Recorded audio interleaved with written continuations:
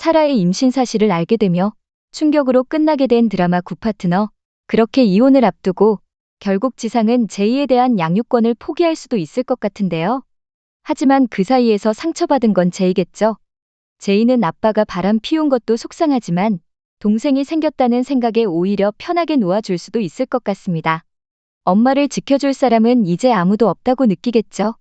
하지만 지상이 은경과 이혼을 한 후 교섭권까지 포기하고 사라와 살게 되면서 충격적인 사실을 접하게 될 것입니다. 인과응보라고 하죠. 사라의 임신이 진짜였지만 지상의 아이가 아니라면 그거야말로 최고의 스토리가 될 것 같습니다. 그 충격으로 지상은 사라와 또다시 이혼을 택하게 되고 정말 혼자 남게 되겠죠. 자신의 과거를 후회하게 될 것입니다. 물론 그때는 이미 늦었겠죠. 은경은 그런 지상을 용서해 줄 수 없죠. 물론 제이의 아빠로는 살도록 해줄 텐데요. 아이가 원한다면 아이의 아빠로의 인생은 살 수 있도록 해주는 것이 자신이 아이를 위해 할 수 있는 일 같거든요. 하지만 제이는 아빠의 배신에 쉽게 용서가 되진 않을 것 같습니다. 지금의 한변처럼요. 오히려 은경과 자신을 생각하며 엄마가 행복해지길 바라지 않을까 싶네요. 아이 때문에 이혼을 하지 못한다. 라는 말, 정말 아이도 원하는 걸까요?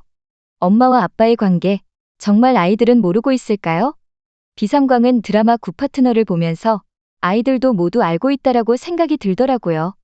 그리고 그 아이들은 오히려 피해자인 엄마 혹은 아빠가 더 이상 상처받지 않고 허울뿐인 결혼 생활을 종료하길 진심으로 바라고 있지 않을까 싶습니다.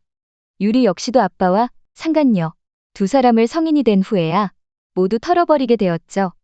유리를 걱정한 엄마로 인해 오히려 더 걱정하고 불안했던 건 유리가 아니었을까 싶습니다. 지상은 자신의 한 짓을 모두 정당화하려고 하는데요. 하지만 은경은 그렇게 호락호락하지 않을 것입니다. 공과 사, 구분은 확실한 은경, 절대 제이로 인해 제이를 위해 견디려 하지 말고 정면 승부에서 지상이 쫄딱 망하는 꼴 봤으면 좋겠습니다. 둘 다 백수에 사회적으로 상간남, 상간녀에 아이까지 태어난다면 뭘 할 수 있을까요? 사라와 지상 모두 최악의 길로 가는 것밖에 없을 것 같네요. 언젠가 은경을 찾아와 제발 도와달라고 하겠죠. 그때야말로 제대로 사이다 날려줬으면 좋겠네요. 이제 거의 중반까지 달려온 드라마 구파트너. 이번 주 사이다 결말에서 갑자기 사라의 임신이 확정되면서 고구마 결말로 끝이 났는데요. 사라의 임신이 지상을 얼마나 바닥까지 끌고 내려갈지 기대가 되네요. 사라의 집착이 오히려 지상을 질리게 만들었는데요. 영원히 세컨녀로 살아야 하는 자신의 인생을 생각도 못했던 걸까요?